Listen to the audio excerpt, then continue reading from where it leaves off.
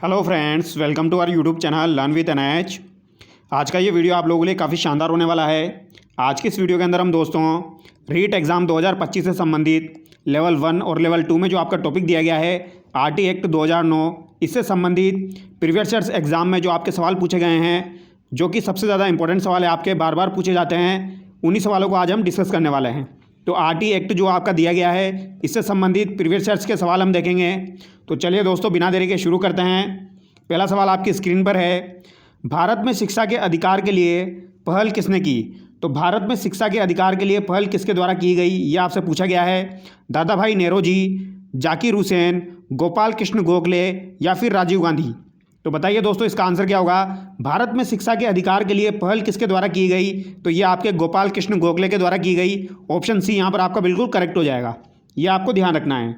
अगला सवाल देखिए, निःशुल्क एवं अनिवार्य शिक्षा का अधिकार अधिनियम 2009 देश में कब लागू हुआ? तो ये सवाल काफ़ी बार एग्जाम में पूछा जाता है। निःशुल्क एवं अनिवार्य शिक्षा का अधिकार अधिनियम आरटी एक्ट 2009 देश में लागू कब हुआ आपका? तो ये 1 अप्रैल 2010 को लागू हुआ था। ऑप्शन बी यहाँ पर आपका करेक्ट हो जाएगा। कब लागू हुआ दोस्तों? 1 अप्रैल 2010 को ये लागू हुआ था। और एक्ट ये कब का हो जाएगा आपका? 2009 का हो जाएगा, ये आपको ध्यान रखना है। अगला सवाल देखिए, अगला सवाल है दोस्तों आपका, आरटी अधिनियम 2009 की कौन सी धारा में यह उल्लेख है कि प्रत्येक राज्य अपनी अपनी आरटी नियमावली बना सकती है? तो ऐसी कौन सी धारा है आपकी जिसमें राज्य अपनी अपनी आरटी नियमावली बना सकती है? धारा 35, धारा 36, धारा 37 या फिर आपकी धारा 38? तो बताइए दोस्तों, इसका आंसर क्या होगा? तो यहाँ पर इसका राइट आंसर क्या हो जाएगा आपका? धारा 38। धारा 38 के तहत प्रत्येक राज्य जो है वो अपनी आरटी नियमावली बना सकता है, यह आपको ध्यान रखना है। ऑप्शन डी यहाँ पर आपका बिल्कुल करेक्ट होगा। अगला सवाल देखिए, भारतीय संविधान में कौन से संशोधन द्वारा शिक्षा का अधिकार सम्मिलित किया गया? तो भारतीय संविधान में कौन से संशोधन के द्वारा शिक्षा का जो अधिकार है आपका वो सम्मिलित किया गया? 80वां संविधान संशोधन, 74वां संविधान संशोधन, 86वां संविधान संशोधन या फिर आपका 91वां संविधान संशोधन? तो दोस्तों, आपका जो 86वां संविधान संशोधन हुआ था 2002 में, इसके तहत आपका आरटी एक्ट जोड़ा गया है, ये आपको ध्यान रखना है। शिक्षा का अधिकार सम्मिलित किया गया है, तो यहाँ पर ऑप्शन सी आपका करेक्ट हो जाएगा, ये आपको ध्यान रखना है। और अगर आपसे पूछा जाए संविधान के अंदर इसका उल्लेख किस में है, तो आपका 21A के अंतर्गत संविधान में इसका उल्लेख है, ये आपको ध्यान रखना है। 6 से 14 वर्ष की जो आयु के बच्चे हैं उनको आपको शिक्षा का अधिकार दिया जाता है। तो ये किस में है आपका? 86वां संविधान संशोधन 2002 के तहत 21A में जोड़ा गया था। अगला सवाल देखिए, आरटी की धारा 14 सुनिश्चित करती है। तो आरटी की धारा 14 क्या सुनिश्चित करती है, यह आपसे पूछा गया है। धारा 14 के बारे में पूछा गया है दोस्तों, किसी बालक को आयु का सबूत ना होने के कारण विद्यालय में प्रवेश से इनकार नहीं किया जा सकता। तो किसी बालक को आयु का सबूत ना होने के कारण विद्यालय में प्रवेश से इनकार नहीं किया जा सकता। रोकने और निष्कासन का प्रतिबंध, सी ऑप्शन देखिए आप, किसी बालक को शारीरिक दंड नहीं दिया जाएगा या उसका मानसिक उत्पीड़न नहीं किया जाएगा, या फिर आपका इनमें से कोई नहीं। तो धारा 14 में किसका उल्लेख है, ये आपसे पूछा गया है। और ये सवाल आपका एग्जाम में आता रहता है, आपको ध्यान रखना है दोस्तों। यहाँ पर आपका राइट आंसर क्या हो जाएगा? ऑप्शन ए यहाँ पर आपका करेक्ट हो जाएगा। किसी बालक को आयु का सबूत ना होने के कारण विद्यालय में प्रवेश से इनकार नहीं किया जा सकता। ऑप्शन ए यहाँ पर आपका करेक्ट होगा, ये आपको ध्यान रखना है। धारा 14 के अंतर्गत ये आपका दिया गया है। अगला सवाल देखिए, आरटी अधिनियम 2009 की धारा 27 के अनुसार शिक्षक को निम्न में से किस कार्य में नहीं लगाया जाएगा? तो जो आपका शिक्षक है उसको धारा 27 के अनुसार किस कार्य के अंतर्गत नहीं लगाया जा सकता, यह आपसे पूछा गया है। 10 वर्षीय जनगणना, चुनाव कार्य, आपदा राहत कार्य या पल्स पोलियो अभियान? तो बताइए दोस्तों, राइट आंसर क्या होगा? तो इसे जनगणना में लगाया जा सकता है, चुनाव कार्यों में लगाया जा सकता है, आपदा राहत कार्य में लगाया जा सकता है, लेकिन आपका पल्स पोलियो अभियान में नहीं लगाया जा सकता। ऑप्शन डी यहाँ पर आपका करेक्ट हो जाएगा। और इसका उल्लेख किस में है? तो धारा 27 में है, ये भी आपको ध्यान रखना है, ये धारा भी ध्यान रखनी है, ठीक है। अगला सवाल देखिए, आरटी अधिनियम 2009 की धारा 8 व 9 के प्रावधानों के अनुसार विद्यार्थियों को अधिगम सामग्री उपलब्ध कराने का दायित्व किसका होगा? तो अधिगम सामग्री उपलब्ध कराने का दायित्व किसका होगा? धारा 8 व 9 के प्रावधानों के अनुसार केंद्र सरकार का, राज्य सरकार का, शिक्षा मंत्रालय का या फिर आपका संसद का? तो बताइए इसका आंसर क्या होगा दोस्तों? तो यहाँ पर इसका राइट आंसर क्या हो जाएगा आपका? राज्य सरकार का। ऑप्शन बी यहाँ पर आपका करेक्ट होगा। किसका होगा दोस्तों? राज्य सरकार का, ये आपको ध्यान रखना है, ठीक है। अगला सवाल देखिए, अगला सवाल है आपका दोस्तों, आरटी अधिनियम 2009 शिक्षकों के लिए प्रति सप्ताह कितने घंटे काम करने का निर्देश देता है। तो शिक्षकों के लिए प्रति सप्ताह कितने घंटे काम करने का निर्देश देता है आपका आरटी एक्ट 2009। यह आपसे पूछा गया है 40 घंटे, 45 घंटे, 42 घंटे या फिर 48 घंटे।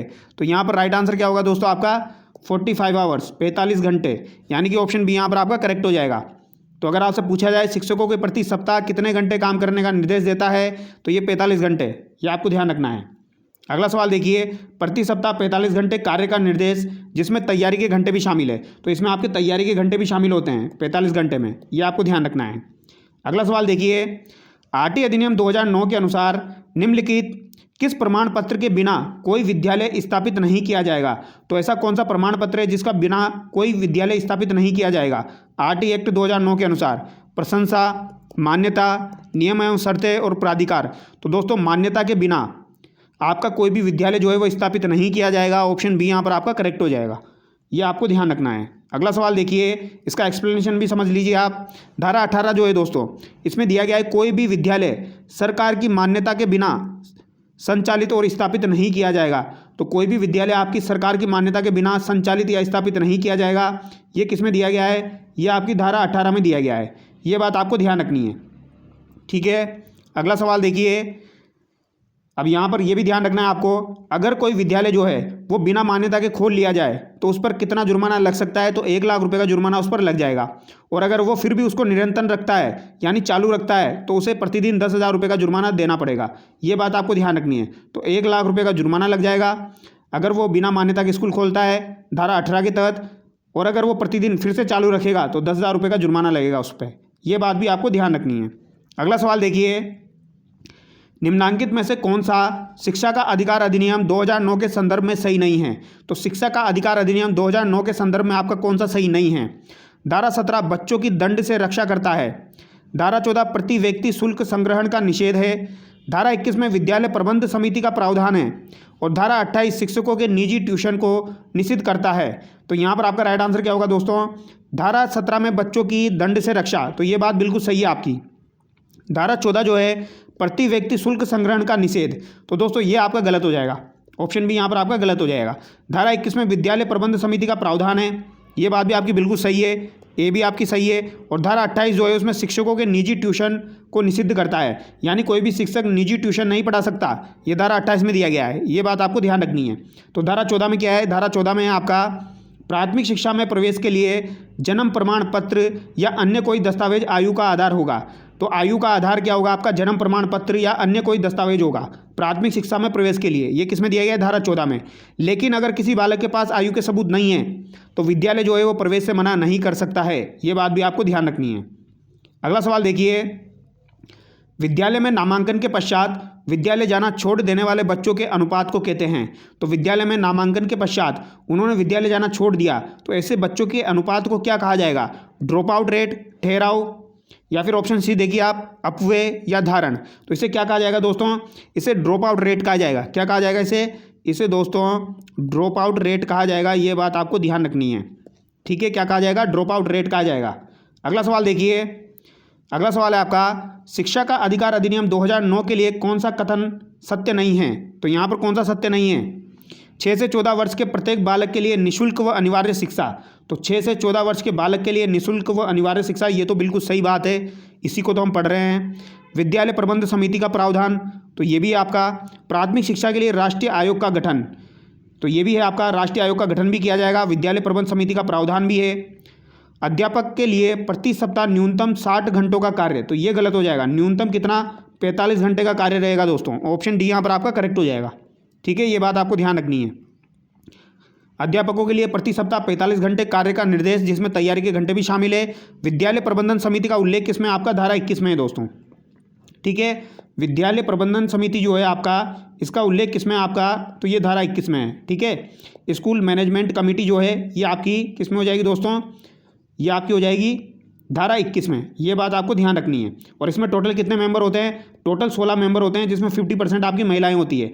अध्यक्ष यहाँ पर अभिभावक होते हैं, उपाध्यक्ष भी अभिभावक होते हैं, और यहाँ पर जो सचिव होता है वो प्रधानाध्यापक होता है, ये भी आपको ध्यान रखना है। अगला सवाल देखिए, निम्नलिखित संरचनाओं में से शिक्षा का अधिकार अधिनियम 2009 किसकी वकालत करता है। तो शिक्षा का अधिकार अधिनियम 2009 जो है दोस्तों, ये किसकी वकालत करता है, ये आपसे पूछा गया है। मुख्य धारा शिक्षा, एकीकृत शिक्षा या फिर आपका समावेशी शिक्षा या पृथक्करण। तो दोस्तों शिक्षा का अधिकार अधिनियम 2009 किसकी वकालत करता है? तो ये आपकी समावेशी शिक्षा की वकालत करता है। ऑप्शन सी यहाँ पर आपका करेक्ट हो जाएगा। अगला सवाल देखिए, शिक्षा के अधिकार अधिनियम के अंतर्गत निम्न में से क्या शिक्षक के कार्य नहीं माने गए हैं? तो शिक्षक का कार्य यहाँ पर क्या नहीं माना गया है? एक निश्चित समय में पाठ्यक्रम को पूरा करना, तो ये तो कार्य होना चाहिए शिक्षक का। शिक्षक को खुद को व्यक्तिगत ट्यूशन में व्यस्त रखना चाहिए, ये गलत हो जाएगा। व्यक्तिगत ट्यूशन में व्यस्त नहीं रख सकते हैं आप, धारा 28 के तहत ये गलत हो जाएगा दोस्तों आपका। विद्यालय के लिए नियमितता बनाए रखना चाहिए तथा समय का पाबंद होना चाहिए, ये भी बिल्कुल सही बात है। हर बालक के अधिगम क्षमता को समझकर उसकी ज़रूरत के अनुसार उन्हें अतिरिक्त अनुबोध प्रदान करना चाहिए, तो ये भी आपका बिल्कुल सही है। तो यहाँ पर गलत आपका कौन सा हो जाएगा? ऑप्शन बी हो जाएगा। अगला सवाल देखिए, शिक्षकों के कर्तव्यों का उल्लेख धारा 24 के अंतर्गत है, और शिक्षकों के कर्तव्यों का उल्लेख किसमें है दोस्तों? धारा 24 में। ये बात आपको ध्यान रखनी है, ठीक है। धारा 24 में जो है वो तो शिक्षकों के कर्तव्यों का उल्लेख है, ये बात आपको ध्यान रखनी है। अगला सवाल देखिए, निःशुल्क एवं अनिवार्य बाल शिक्षा अधिकार अधिनियम 2009 दिव्यांग बच्चों की निःशुल्क शिक्षा के अधिकारों को सुनिश्चित करता है। तो दिव्यांग बच्चों की जो निःशुल्क शिक्षा के अधिकारों को सुनिश्चित करता है 3 वर्ष से 18 वर्ष तक के लिए, 6 वर्ष से 14 वर्ष के लिए, 6 वर्ष से 22 वर्ष के लिए, या 6 वर्ष से 18 वर्ष के लिए। तो इसका आंसर क्या हो जाएगा दोस्तों?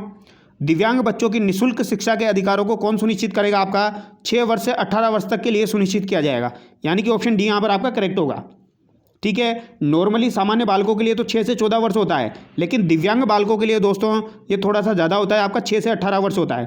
तो ये बात आपको ध्यान रखनी, 6 से 14 वर्ष जो है ये तो सामान्य बालकों के लिए हो जाएगा, लेकिन 6 से 18 वर्ष जो है ये आपका दिव्यांग बालकों के लिए हो जाएगा, ये बात आपको ध्यान रखनी है। प्राथमिक स्तर पर शिक्षक के न्यूनतम कार्य दिवस है, तो प्राथमिक स्तर पर दोस्तों शिक्षक के न्यूनतम कार्य दिवस आपके कितने हो जाएंगे? 200, 220, 1000 या फिर आपके 800। तो बताइए इसका राइट आंसर क्या होगा दोस्तों? प्राथमिक स्तर पर शिक्षक के न्यूनतम कार्य दिवस आपके 200 हो जाएंगे, ये बात आपको ध्यान रखनी है।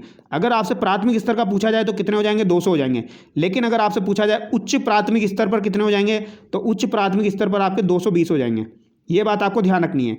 और अगर आपसे शिक्षण घंटे की बात की जाए तो प्राथमिक स्तर पर शिक्षण घंटे आपके 800 होंगे, 800 घंटे होंगे।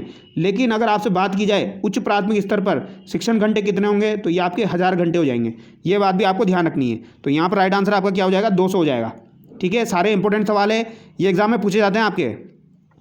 निजी स्कूलों में गरीब बच्चों के लिए कितनी % सीटें आरक्षित है? तो निजी स्कूलों में गरीब बच्चों के लिए कितनी % सीटें आरक्षित है? तो ये मैंने आपको कल बताया था दोस्तों, 25% सीटें जो है ये आपकी गरीब बच्चों के लिए आरक्षित है, ये बात आपको ध्यान रखनी है। ऑप्शन ए यहाँ पर आपका करेक्ट हो जाएगा, ठीक है। धारा 12 के अनुसार निजी विद्यालयों में भी कमजोर वर्ग के बालकों को सीटों में 25% का आरक्षण दिया जाएगा, जैसे कि SC, ST या फिर आपके अदर जो भी कैटेगरीज है जहाँ पर कमजोर वर्ग के बालक है, तो वहाँ पर 25% का आरक्षण दिया जाएगा। और किसके तहत? धारा 12 के अनुसार, ये बात आपको ध्यान रखनी है। किसके अनुसार दोस्तों? धारा 12 के अनुसार 25% का आरक्षण दिया जाएगा। अगला सवाल देखिए, 25% आरक्षित सीटों में से कितनी % सीट अनुसूचित जाति और आपकी अनुसूचित जनजाति के अतिरिक्त असुविधाग्रस्त समूह वर्ग के बच्चों के लिए आरक्षित की गई है? यानी कि अनुसूचित जाति और अनुसूचित जनजाति SC ST के अतिरिक्त पूछा गया है यहाँ पर, असुविधाग्रस्त समूह के बच्चों के लिए आरक्षित की गई है 7.5%, 1.5%, 2.5% या 16%। तो बताइए दोस्तों, 7.5, 1.5, 2.5 या आपका 16%। तो यहाँ पर आपका राइट आंसर क्या हो जाएगा? 16% हो जाएगा, ठीक है। SC ST के अतिरिक्त यहाँ पर पूछा गया है। अगला सवाल देखिए, RT अधिनियम 2009 के अनुसार कौन सा कथन सही है? तो यहाँ पर कौन सा कथन आपका सही है? इस बार यहाँ पर सही पूछा गया है, स्कूल कैपिटेशन फीस लगा सकते हैं। तो भैया स्कूल कैपिटेशन जो है वो फीस नहीं लगा सकते। स्कूल प्रवेश के लिए स्क्रीनिंग प्रक्रिया का उपयोग कर सकते हैं, तो ये भी गलत है, स्क्रीनिंग प्रक्रिया का उपयोग नहीं कर सकते हैं। तो यहाँ पर तो आपके दोनों कथन गलत हो जाएंगे, ऑप्शन डी यहाँ पर आपका करेक्ट हो जाएगा, ये बात आपको ध्यान रखनी है, ठीक है। अगला सवाल देखिए, शिक्षा का अधिकार अधिनियम 2009 के अनुसार यदि कोई विद्यालय कैपिटेशन शुल्क लेता है तब उसके लिए दंड का प्रावधान है। अगर कोई विद्यालय जो है वो RT एक्ट 2009 के अनुसार कैपिटेशन शुल्क ले रहा है दोस्तों, तो क्या कर सकते हैं? उसके ऊपर दंड लगा सकते हैं। कितने का दंड लगेगा वो यहाँ पर बताना है आपको। बताइए कितने का दंड लगेगा? लिए गए कैपिटेशन शुल्क के 10 गुना तक अर्थदंड, लिए गए कैपिटेशन शुल्क के 20 गुना तक अर्थदंड, लिए गए कैपिटेशन शुल्क से 30 गुना, या फिर लिए गए कैपिटेशन शुल्क का 50 गुना। तो बताइए राइट आंसर क्या होगा दोस्तों? तो यहाँ पर राइट आंसर कितना हो जाएगा आपका 10 गुना वाला। ठीक है, ये बात आपको ध्यान रखनी है। लिए गए कैपिटेशन शुल्क के 10 गुना तक अर्थदंड वो लगा सकता है, ये बात आपको ध्यान रखनी है। ठीक है, ऑप्शन ए करेक्ट होगा।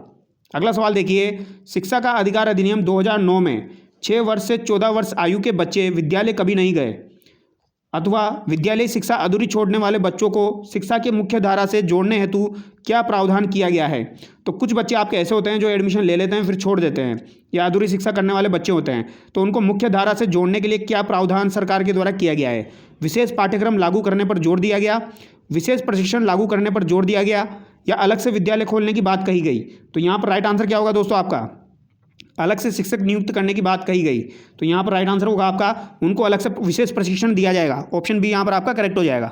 ये बात आपको ध्यान रखनी है, उनको क्या किया जाएगा, विशेष प्रशिक्षण जो है वो प्रोवाइड किया जाएगा। ये बात आपको ध्यान रखनी है। ये सवाल आपका एग्जाम में पूछा गया है, फिर से पूछा जा सकता है। अगला सवाल देखिए, आरटी अधिनियम 2009 का अध्याय 4 किस क्षेत्र से संबंधित है। तो अध्याय 4 जो है आपका ये किस क्षेत्र से संबंधित है, ये आपसे पूछा गया है दोस्तों। बताइए इसका राइट आंसर क्या होगा। अध्याय 4 जो है आपका ये किस क्षेत्र से संबंधित है। समुचित संस्कार, स्थानीय प्राधिकारी और माता पिता के कर्तव्य, विद्यालयों और शिक्षकों के उत्तरदायित्व, बालकों के अधिकार का संरक्षण, प्रारंभिक शिक्षा का पाठ्यक्रम और उसका पूरा किया जाना। तो दोस्तों आपको पता होगा, मैंने आपको बताया था दोस्तों, बालकों के अधिकार का संरक्षण तो किस में दिया गया है, ये आपके अध्याय 6 में दिया गया है। ठीक है, ये आपको ध्यान रखना है, ये तो आपका अध्याय 6 में हो जाएगा। और विद्यालय और शिक्षकों के उत्तरदायित्व जो है वो किस में आ जाएंगे, आपके अध्याय 4 में आ जाएंगे। यानी कि यहाँ पर अध्याय 4 की बात की जा रही है, ऑप्शन बी आपका करेक्ट हो जाएगा। ठीक है, और प्रारंभिक शिक्षा का पाठ्यक्रम और उसका पूरा किया जाना ये किस में आ जाएगा आपका, तो ये दोस्तों आपका अध्याय 5 में आ जाएगा। ये आपको ध्यान रखना है, ये आपका अध्याय 5 में आ जाएगा। और आपका माता पिता के कर्तव्य किस में आ जाएंगे, तो ये आपके अध्याय 3 में आ जाएंगे। और पहला आपका प्रारंभिक हो जाएगा, दूसरा आपका निःशुल्क एवं अनिवार्य शिक्षा का अधिकार हो जाएगा। ठीक है, तो ये बातें आपको ध्यान रखनी है।